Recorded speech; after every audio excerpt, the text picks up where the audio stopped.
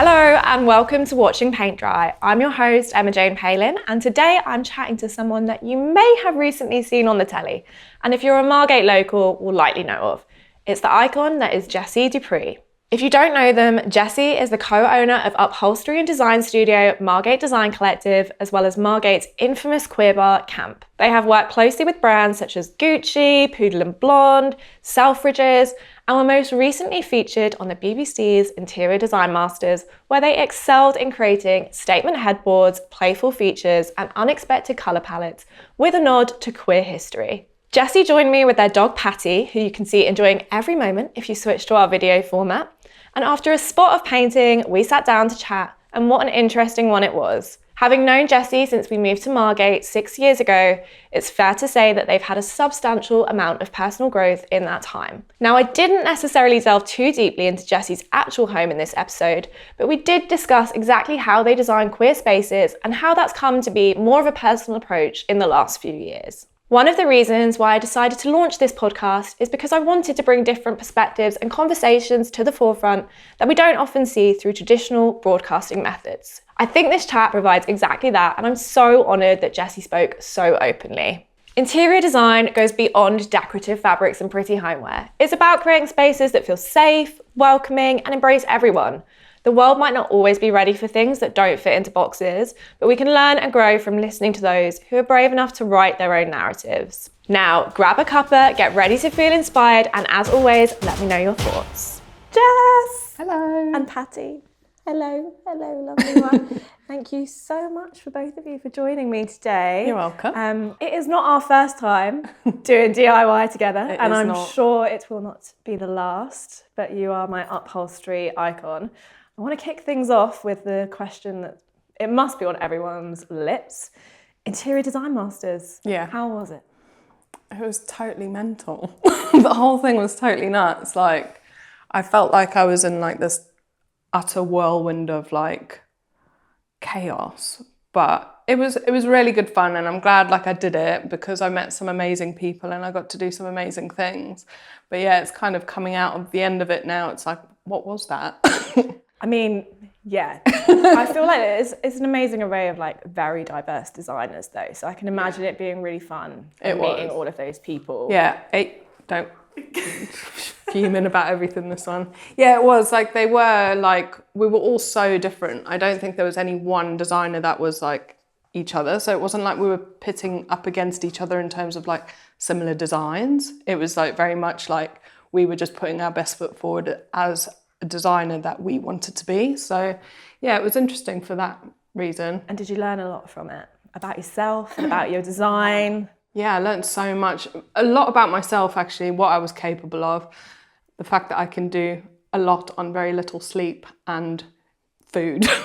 I mean, you were working Yes. whilst doing it, right? Yeah, I was working, and I had a really big job on at the time. I was doing a hotel, so I was working on the design week. So you do like a design week and then you do a filming week. I was having to cram 2 weeks of work within the week I was meant to be designing and sourcing. So I had like 60-hour weeks on top of then going into filming. I was just like... Having a camera in your face. Having a camera in my face. Yeah, and so when I went on week 3, I was actually kind of glad because I was like totally exhausted. You might not have made it to the end. I would not have made burning it. out. I mean, yeah, spoiler alert, you only made it to week 3. But actually, it's not that long a show in general. And 2 people went in your week, which I feel was totally unfair. But yeah, we're not going to talk about my own personal... but in that time, I feel like, one, your personality shone through. Like, you were really good on TV. And 2, like, your designs were just so playful and different and colourful. And I really felt like you were telling a story with them.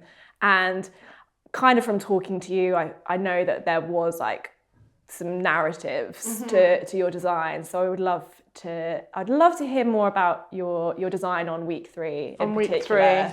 Yeah, it was interesting on week 3. Like, I was going into that week like not feeling totally happy with the content of the week. Like being at Ascot, having like this royal box, being in a place where, you know, people like me aren't normally welcomed. Like, they'd only just changed their dress code like a few months before. Which is wild. Which is wild. Like, I wouldn't have been able to wear a suit previously. I mean, that's my formal wear. I know. Like, what's the deal? It's very outdated. It's so outdated. And actually, when I originally designed the room, I designed it based on if Princess Diana and Freddie Mercury were going to go to Ascot, what room would they want? Because there's that famous story how he broke her out the palace and took her to the RVT. And I was wanting to kind of like touch on, you know, the opulence of gay culture, because the design brief was actually opulence. So that's what I wanted to do. I wanted to do 80s gay culture and do that opulence rather than royal opulence, which is very, very different. And also we just don't need to see any more of that kind of design in those spaces, right? Yeah, and like I wanted it to be more playful, and I wanted like people's outfits to shine through as well. So I wanted like the space to feel fun and playful, but for everyone's outfits to be the thing that sings. So like when you went into the space, I kind of wanted it to be like night and day. So you're kind of going through like this club space, and then you're having this like breath of fresh air when you go through. I didn't execute it amazingly, but like the idea was there. And if I'd had more money and more time and more headspace, I think I would have done things slightly differently. Had the opulent budget to match the opulent theme, then things might have been all right. But I think that is the thing that people do forget when they're watching it, is that you have such a short amount of time to actually do these things. And you're also being pulled to come and talk about stuff. Like you're not just in there for like 2 days is nothing. But also it's not really like 2 days. Like if you break the day down into hours, I kept saying to people like 2 days is probably actually only about 10 to 12 hours of working time, because you're getting pulled to do like, you know, the vox pops, you're like getting pulled to do that bits with Alan. And then you're getting pulled to do like the, what's it called, the snoops and stuff like that. So it was like, and you've then got a camera in your face 75% of the time. So it's like, you're trying your best to like get the work done and then be okay on TV. And it's like, there's a lot of things to think about that you don't normally have to think about in everyday working life. So like when I'm working, I'm not having to think about what my face looks like. Everyone always says to me, would you ever go on it? And I'm like, absolutely not. Like no one needs to see my phases of when I'm doing DIY. Like I can't even film it for Instagram because I'm just like so in my zone. Yeah.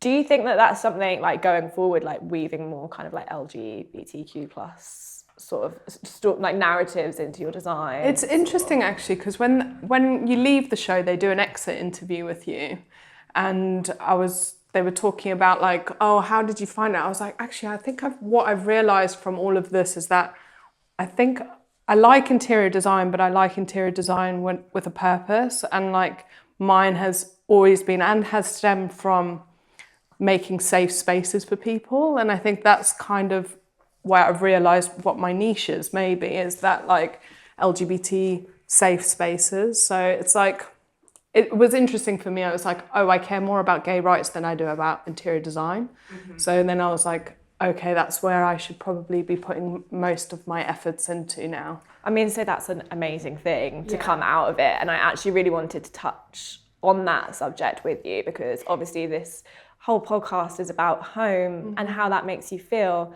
And I feel like in that space, there are lots of people where home hasn't felt safe or hasn't felt like somewhere they can go back to or be themselves. Mm-hmm. And obviously you have Camp in Margate, which is an amazing bar, which is for everyone, but it's mainly to serve the LGBTQ plus community. And you did all of the design and the build and everything. Can you tell me a bit more about that? Yeah, it was interesting with Camp because it was like the first space I'd ever designed like on my own. Obviously I have 4 business partners that were like going yay, nay, whatever.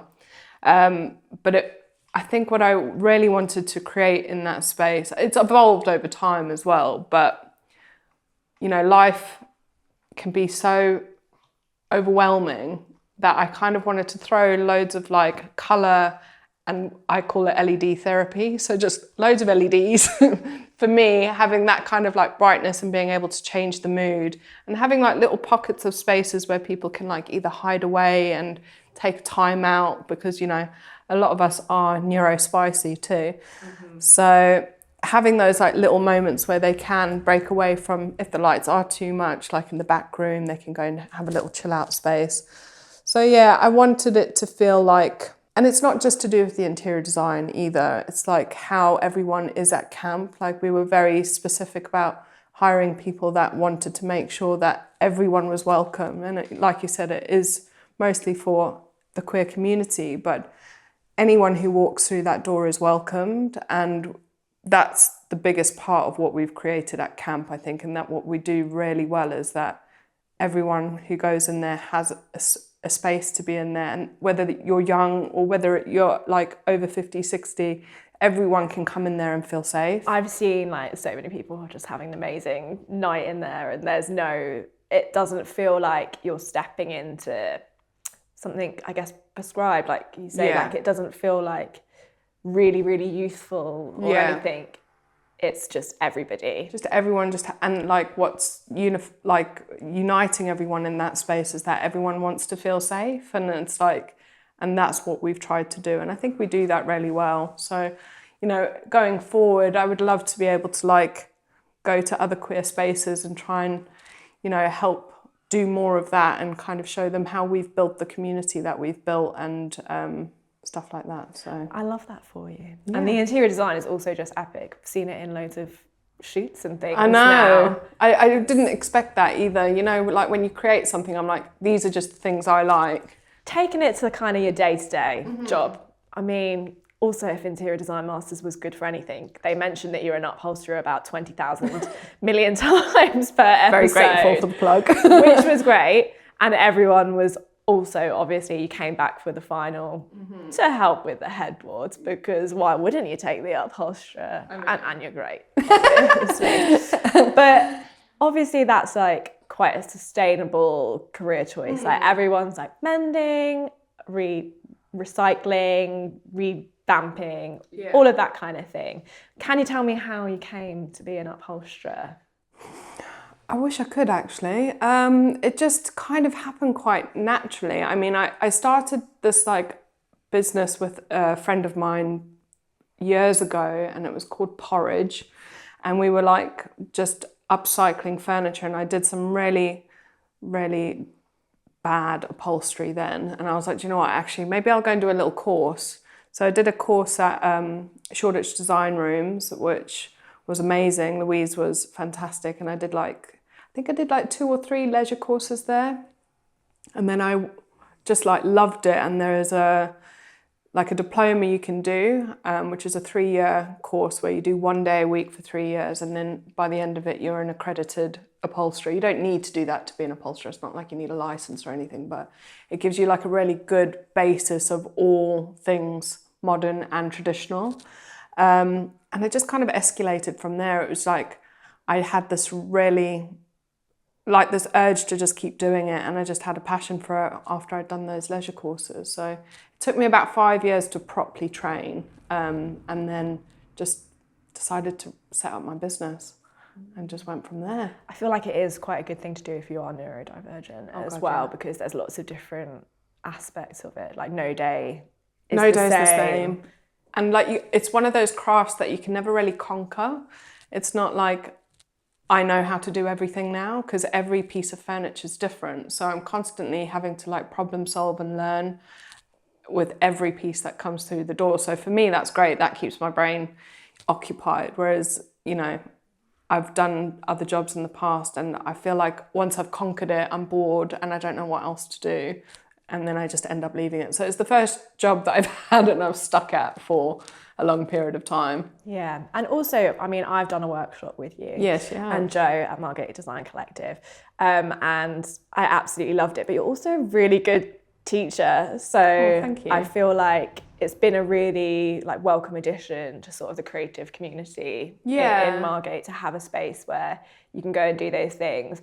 And one of the things about it was like meeting all the other people on the course as well, and like slowly becoming pals over I can't remember how long, is it 16 weeks that course? It's 16, 17 weeks, we love the courses because, and like you say, like the friendships that people form there, like Jill, who's been on the course, I think she did the first or the second one, and she's just stayed there. She's been with us now for like 3 or 4 courses, and she's just like part of the furniture, excuse the pun, but she's like there all the time, and we love having her. And then she's formed this lovely friendship with Joe, who runs Bugsy's, and like it's just this like little community of people that come together, and it's like it's a form of like escape for them as well. So it's like getting away from their day to day to have a little slice of something that's just for them, and you really feel that when people come and do the courses.